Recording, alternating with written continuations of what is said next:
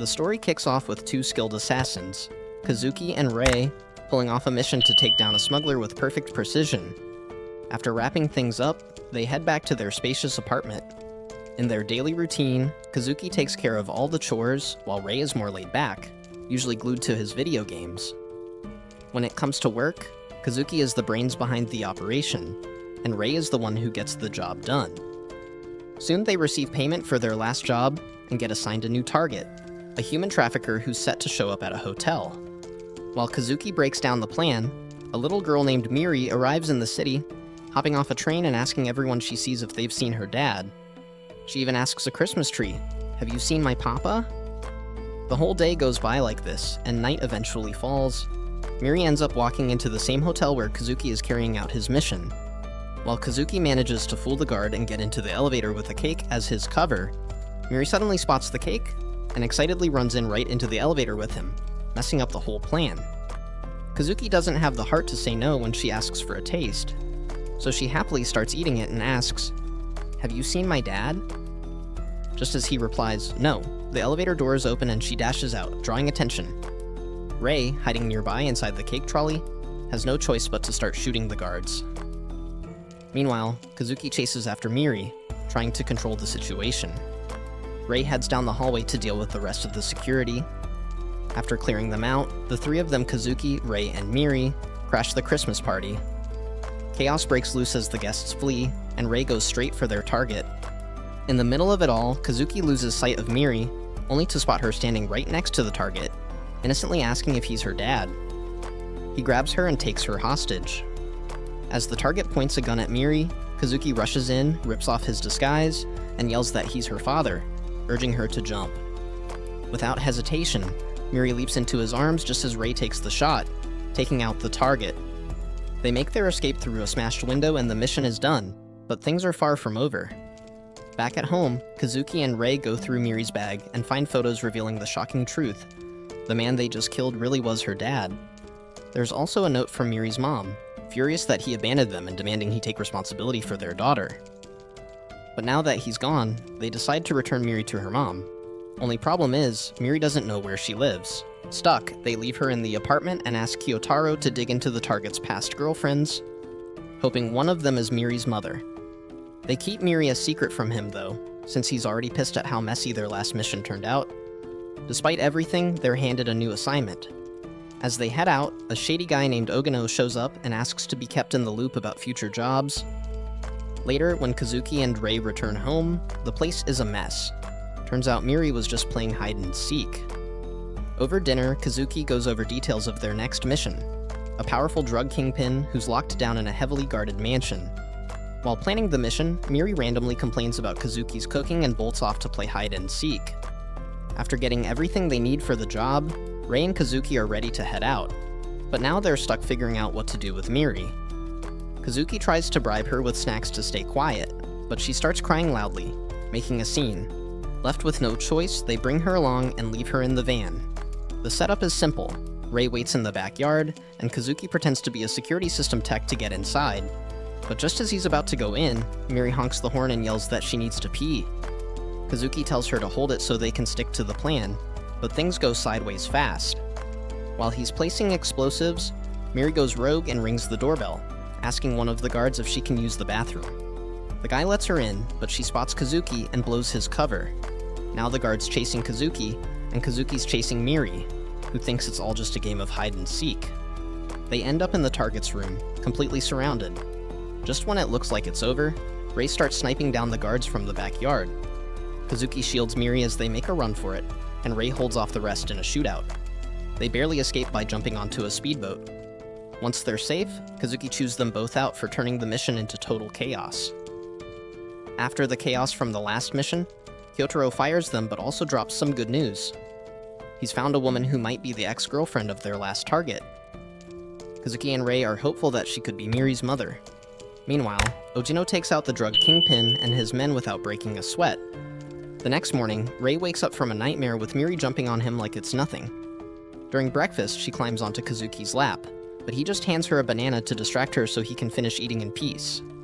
Later, Kazuki meets up with Kyotaro, who gives him the address of the woman they've been looking for. Without saying it outright, Kyotaro hints that he knows something's up with Miri. At the park, Kazuki and Rei reflect on their pasts while talking about her.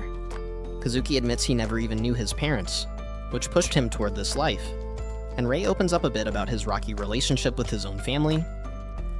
That night, Miri goes looking for Rei and finds him asleep in the bathtub. She asks if she can sleep there too because it makes her feel safe. She tries to cheer him up, but he just says he wasn't raised to show that kind of emotion. Still, she eventually dozes off beside him in the tub. The next day, Kazuki and Rei decide it's time to take Miri to her mother. Kazuki goes in first to check out the place, leaving Rei and Miri waiting in the car. Inside, he finds her mom rehearsing at a bar, but things get messy fast when her boyfriend, who also runs the place, attacks Kazuki. He handles the guy easily, and the boyfriend runs off. Miri's mom, clearly upset by everything, still helps Kazuki with the cut on his face. Meanwhile, Miri drags Rei to a nearby park and ropes him into playing with her. Rei asks why she keeps calling Kazuki Papa instead of her real dad. Miri simply says, "A papa is the one who saves you when you're in trouble." That hits Rei hard, reminding him of his own rough childhood and his father's cold, violent ways. When he snaps back to the moment, he realizes Miri's wandered off. Back at the bar, things take a darker turn. Miri's mother, overwhelmed and bitter about her life, says she regrets having Miri and refuses to take her back. Kazuki, disgusted by her attitude, leaves. While searching for Miri, Rei spots two police officers trying to handle her as a lost child. For a moment, he actually thinks about walking away. But when Miri starts crying, he can't go through with it. He steps in, tells the cops he's her papa, and takes her back. On the way to the car, they run into Kazuki. Rei asks what they're supposed to do now, and Kazuki simply says, "Miri's staying with them." The next day, Miri tries to help around the house, cleaning, watering plants, but just ends up making a mess. Tired and overwhelmed, Kazuki and Rei decide to take her to the park for a break. While there, they spot a daycare van, which gives them an idea. If they can get her into school, they can focus on work again. They start calling around, but every school is full. With no luck, they head to the government office for help. The staff tells them that if they submit the right documents, Miri should be able to start school soon. Back home, Kazuki starts stressing about the paperwork. Being an assassin doesn't exactly mix well with official documents, so he decides to go with forged ones instead. At the first daycare interview, things go off the rails when Miri casually starts talking. Meanwhile, Miri ends up near Kyotaro's cafe and runs into Ojino. Right at that moment, Kyotaro steps out and brings her inside. Kazuki fears the worst, but when he and Rei arrive at the cafe, they find Miri happily sitting at the counter, excited like nothing ever happened. As soon as Miri sees Kazuki at the cafe, she calls him Papa, which instantly makes Kyotaro raise an eyebrow. Thinking on his feet, Kazuki says he's just babysitting her to earn some extra cash. Kyotaro stays suspicious, but offers to watch Miri for them so they can finish their job. Before dropping her off, Kazuki and Rei remind Miri not to call them Papa, or say anything about their real lives in front of Kyotaro. Once they leave, Kyotaro makes her a drink, and Miri casually asks if he knows what they do for a living. Kyotaro plays along and says Kazuki's a comedian, and Rei's some kind of oil baron. Later, while Miri's drawing pictures of their jobs, she accidentally calls them Papa again, and quickly tries to cover it up. But it's too late. Kyotaro puts the pieces together and realizes they're actually raising her. Kazuki and Rei return to pick her up, and when Miri falls asleep in their arms, she mumbles Papa again. Kazuki awkwardly says they'll be returning her to her real family soon, but Kyotaro isn't surprised. He already figured it out. Thankfully, he doesn't seem to mind, as long as it doesn't interfere with their work. Later on, Miri presents her school report, and it leaves all the daycare moms stunned. She casually says her dads are secret oil billionaires, outforged papers and guns. Kazuki and Rei quickly step in, wrap things up, and tell Miri to leave the talking to them from now on. At the next interview, the instructors ask Miri about her parents. She confidently says they're good guys and don't do anything bad. Kazuki jumps in and says they're city cleaners, which smooths things over. The interview goes well, and Miri gets accepted. To get her ready for school, they hit up a department store for supplies. Kazuki insists on getting only brand name stuff to look like proper parents in front of others. They end up buying a ton of things but then realize they need to label everything with her name, something they totally didn't plan for. On Miri's first day, Kazuki and Rei show up way overdressed and instantly stand out among the other parents. The instructor gives them a tour and walks them through the daily routine, but after they leave, Miri has a hard time fitting in. The other kids don't want to play with her, and when they pick her up, it's obvious she's not happy. As the days go by, Miri starts looking more and more down each time Kazuki picks her up from daycare. One evening, he shows up early and sees her sitting all alone. Miss Anna, the instructor, gently tells him that Miri's clothes are a bit too flashy and make her stand out. She suggests a more affordable store with simpler options. Taking the hint, Kazuki and Rei take Miri shopping again, this time for more low-key clothes. The next day, Kazuki sends her off in a normal outfit and sticks around a bit to help her blend in. He kicks a ball around with her, and slowly, other kids start joining in. By the time he picks her up that evening, Miri's all smiles and says she finally had fun. But now they've hit another problem. They're broke. Kazuki and Rei go back to Kyotaro and basically beg for any job. Kyotaro doesn't trust them with anything big, so he throws them a few small-time gigs. Then, just as they get busy again, Kazuki gets a call from the daycare. Due to a flu outbreak, it's shutting down for a whole week. Miri gets homework asking about her parents' jobs, which forces Kazuki and Rei to keep her at home for a while. They obviously can't tell her the truth, so they make something up, and once she's asleep, they sneak out to handle their real missions. One day, Kazuki tells Rei to stay home and watch Miri while he heads out for a job. But Rei ends up falling asleep, and when Miri tries to wake him with no luck, she decides to sneak out and secretly follow Kazuki to see what he actually does. On the way, though, she gets distracted by a dog and stops to pet it, only to realize she's lost track of Kazuki completely. When Rei wakes up and sees Miri's gone, panic sets in. Once they're sure she's not just playing hide-and-seek again, he and Kazuki start searching all over the city. Meanwhile, Miri ends up near Kyotaro's cafe and runs into Ojino. Right at that moment, Kyotaro steps out and brings her inside. Kazuki fears the worst, but when he and Rei arrive at the cafe, they find Miri happily sitting at the counter, excited like nothing ever happened. As soon as Miri sees Kazuki at the cafe, she calls him Papa, which instantly makes Kyotaro raise an eyebrow. Thinking on his feet, Kazuki says he's just babysitting her to earn some extra cash. Kyotaro stays suspicious, but offers to watch Miri for them so they can finish their job. Before dropping her off, Kazuki and Rei remind Miri not to call them Papa, or say anything about their real lives in front of Kyotaro. Once they leave, Kyotaro makes her a drink, and Miri casually asks if he knows what they do for a living. Kyotaro plays along and says Kazuki's a comedian, and Rei's some kind of oil baron. Later, while Miri's drawing pictures of their jobs, she accidentally calls them Papa again, then quickly tries to cover it up, but it's too late. Kyotaro puts the pieces together and realizes they're actually raising her.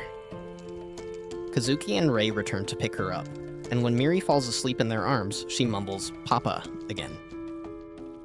Kazuki awkwardly says they'll be returning her to her real family soon. But Kyotaro isn't surprised. He already figured it out.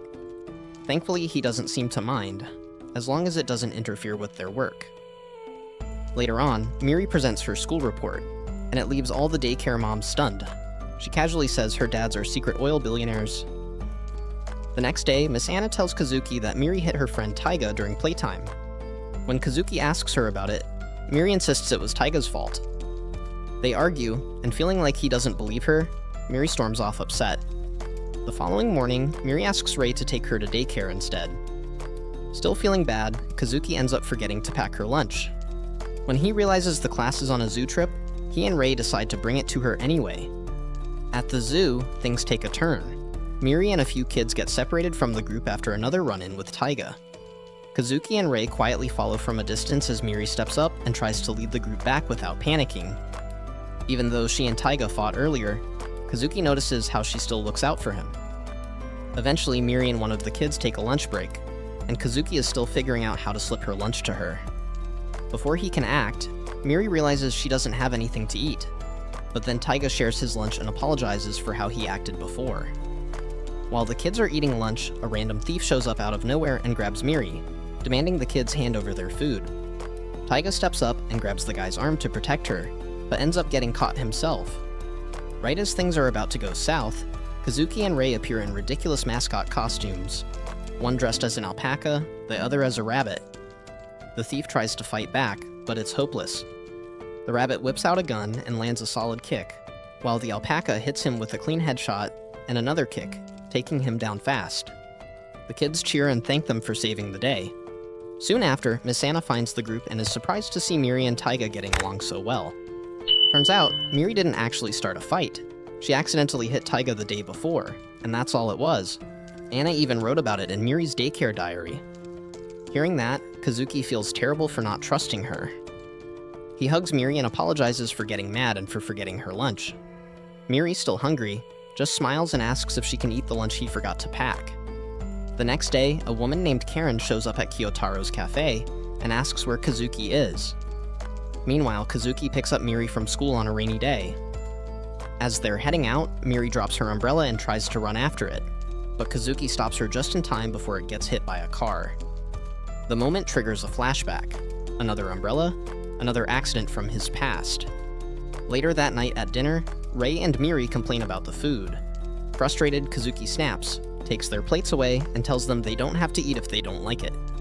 The next morning, he leaves a note saying he's out for the day. With Kazuki gone, Rei steps up to handle things. He makes cereal for breakfast, but quickly realizes they're running late. He scrambles to get Miri ready, packs her bag, and rushes her to daycare on his bike. While they're gone, Kazuki escapes to Kyotaro's cafe, hoping to get a break and maybe a little appreciation. He vents about everything he does around the house. During their chat, Kyotaro mentions that his sister-in-law Karen returned the money Kazuki sent her, again. After a rough day of heavy drinking and getting into street fights, Kazuki runs into Karen. She asks if he's okay and tells him that Kyotaro has filled her in on everything. He tries to walk away, but she calls out, saying she can't accept his money. Confused, she asks, "It's not like it's your fault my sister died, right?" Kazuki's face hardens as he responds, "It is my fault. I killed her." The scene shifts to a flashback. Kazuki's chasing a man down a dark alley during a job. The man manages to escape by stealing a car, speeding off just as Kazuki gets close. The car crashes into a gas truck, triggering a massive explosion. Kazuki's wife Yuzuko is walking down the street at that moment, and before he can warn her, the blast takes her life. The next morning, Rei wakes up to find that Miri has developed a fever, but Kazuki still hasn't come back. He searches for medicine but can't find any for children, so he takes her to Kyotaro's cafe hoping he can help. Meanwhile, Kazuki is at Yuzuko's grave, lost in thought about the first time he met her. As he stands there, Karen approaches and gently reminds him that Yuzuko wanted him to find happiness. She asks about the child he's taken in, expressing her belief that he could give her the happiness she never had. Kazuki quietly replies that he'll try his best. When he returns home, he's met with a messy house. But it's not just the mess that catches his attention. It's Rei and Miri, both asleep in a room. Miri's fever is gone, and Kazuki can't help but feel a mix of relief and guilt. The next morning, Rei gets dressed and announces he's going to visit his family. Kazuki is surprised to hear that Rei's father has called him home, but he's secretly relieved to have him out of the house for a while. Kazuki and Miri are planning a small surprise party for him. When Rei arrives at his father's place, it's clear that things have changed. His father, a cold and older man, sits across from him, and Rei calls him boss instead of dad without a second thought. It's been 3 years since Rei last visited. His father bluntly states that being an assassin is in his blood, and that it's time for him to come back and take control of the family business, becoming the head of the organization. Rei asks for time to think, and his father reluctantly agrees, but not before giving him a job to complete by the end of the day. As Rei gets ready for the mission, Ojino drives him to the target's location, briefing him on the details. Rei realizes the target is someone he knows well, someone who taught him many of his skills. But now that same person has betrayed the family, planning to leave the organization for a woman he loves. Before Rei gets out of the car, Ojino asks him to share the target's last words, as he enjoys collecting them in his notebook. Rei nods and heads in to confront the target. The two immediately open fire on each other. The target, who has known Rei since he was a child, is shocked to see Rei walking away from the family. But as Rei shows his loyalty to the Suwa family, the target acknowledges with a final nod that Rei, deep down, is truly one of them. Even though no one is allowed to leave the organization, the target reveals that he's found something precious to protect, a cause he believes Rei wouldn't understand. But in the end, Ray overpowers him, shooting him in the leg. With his final words, Ray declares that he has something worth protecting too. The target stumbles backward, crashing through a railing and falling to his death. Instead of heading back with Ojino, Ray decides to stay behind and reflect on what the target said during their fight. Kazuki calls, asking where he is, but Ray replies that he just needs some time alone. While Ray is lost in thought, Kazuki shows up with Tara to pick him up. When Ray finally returns home, he walks into the aftermath of a surprise birthday party that Kazuki and Miri had been preparing for him. Kazuki is lighting candles on a cake, and Miri, still half asleep, groggily wakes up just long enough to whisper, "Happy birthday" to him. Later, Ogino shows up with a new target for Kyotaro, directly handed down from the boss. Kyotaro opens the envelope and discovers that the new targets are none other than Kazuki and Miri. The next day, Miri, Ray, and Kazuki head to the park to help Miri train for her upcoming field day race. On the day of the event, they all go to Miri's daycare, and as Miri joins her classmates, Kazuki and Ray find a spot to take photos and mingle with the other parents. They watch as the kids participate in various outdoor activities, each one more energetic than the last. The group takes a break for lunch before the afternoon activities begin. Ray's rice balls quickly become a hit with the kids because he's filled them with sweets and snacks. As the afternoon's first event kicks off, a race, Miri is determined to win a gold medal. Kazuki cheers for her excitedly from the sidelines, and even Ray, usually a bit shy, joins in, cheering loudly. But when the race begins, the loud noise startles Miri, causing her to stumble and fall. Though she finishes and gets a medal, it's just a participation one, not the gold she had hoped for. Ray feels guilty, thinking it was his fault, and decides not to take part in the parent-child race. Instead, he watches from the sidelines, feeling frustrated. Kazuki, seeing Miri's disappointment, steps in and becomes her partner. Together, they compete in the race, tackling the obstacles and pushing through as a team. As Ray cheers from the sidelines, the race reaches one of its final obstacles, a scavenger hunt. Each pair is handed a card with an item they need to find. Miri gets her card, and at first looks a bit disappointed. But then she grabs Ray and holds on tight, clearly needing the support. Together they push on, running until they cross the finish line and win the gold medal.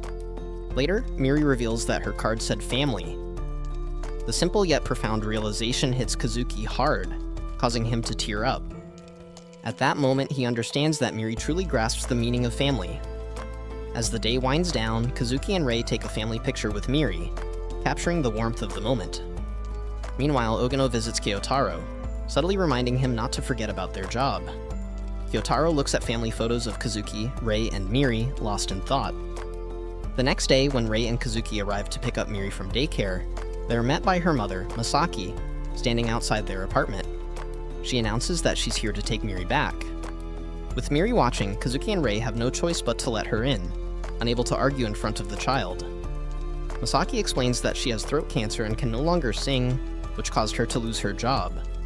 She admits she doesn't know how much time she has left and wants to take Miri to live with her parents, who will adopt Miri after Masaki passes away.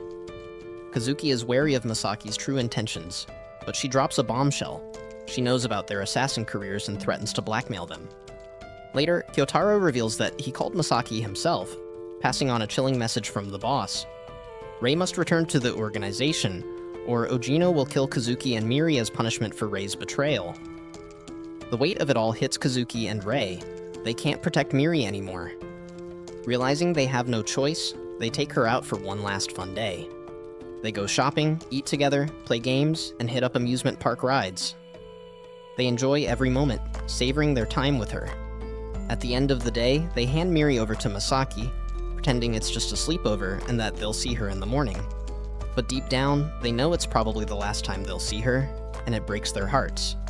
Later, Kazuki and Ray sit together, both feeling the emptiness of the house without Miri. Ray quietly tells Kazuki he's decided to return to his father. Meanwhile, Miri, happy to be with her mother, still wonders when Papa, Ray, and Kazuki will come to get her again. She misses them more than she can say. Ray agrees to return home and take over the family business, but his father isn't satisfied. He believes Ray still has too many emotional attachments. To prove his point, Ray's father shows him a picture of Ray with Kazuki and Miri, telling him he needs to cut all ties with them. But knowing how hard it would be for Ray to do that, his father makes a chilling promise. he will take care of it for him. Desperate, Rei begs his father to spare Miri, but his father coldly replies that he's already sent Ogino to kill both Miri and Kazuki. In a panic, Rei runs out and calls Kazuki to warn him, begging him to save Miri. Kazuki rushes to Miri's apartment, only to find Masaki barely alive, shot but still clinging to life. Miri remains unaware, peacefully asleep behind closed doors. Kazuki is about to take action when Ogino confronts him, and they start fighting. In the struggle, Ogino shoots Kazuki in the shoulder. Just as he's about to finish him off, the sound of approaching police sirens forces Ogino to flee. In pain and alone, Kazuki waits for help. Masaki dies in his arms, whispering her final wish, asking him to take care of Miri once she's gone. Just then, Kyotaro arrives, helping Kazuki and quickly taking Miri, who is still sleeping, out of the apartment to safety. Kyotaro takes Kazuki and Miri to a safe location, and Rei arrives shortly after. Once he confirms that Miri is safe, he asks Kazuki what their next step is. Kazuki explains that their plan is to erase all evidence of Miri's existence, making it look as if she died. They'll then place her in an orphanage far away and step out of her life for good, but Rei isn't convinced.